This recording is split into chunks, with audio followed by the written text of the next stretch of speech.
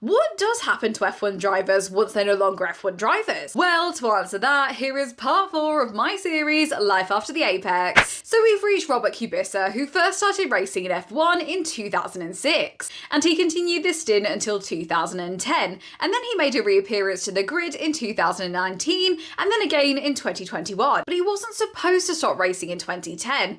What actually happened is that he got into a horrific rallying accident at the start of 2011, and that meant that he couldn't take part in the season. So as you can tell, it was a long recovery time. And what I think makes this story even sadder is that he later revealed that he had signed a contract with the Ferrari F1 team for 2012. So throughout his time in F1, he raced for BMW Sauber, Renault, Williams and Alfa Romeo. And that left him with an average championship finishing position of 11.2. The last time he raced as an F1 driver was in 2021, and that was for 2 races because he stood in for Kimi Räikkönen, who had tested positive for COVID. And during this time, Kubica was a reserve driver for the Alfa Romeo F1 team. And he left his reserve driver role because Orlen was sponsoring the F1 teams that were taking on Kubica as a driver. But then Orlen moved to the AlphaTauri F1 team, and there was no place for Kubica to drive there. Nevertheless, he is still in the motorsport world. This year, he has been a driver for the AF course team, and he has taken part in the hypercar classes of the 24 Hours of Le Mans and WEC. Next up is Kimi Räikkönen, also known as the Iceman. He drove for 19 seasons in F1, starting in 2001 and ending in 2021. But he did take a break in 2010 and 2011, and he was a really good driver. In fact, he is the 2007 driver champion. So after driving for these teams, and yes, he did drive for Ferrari twice,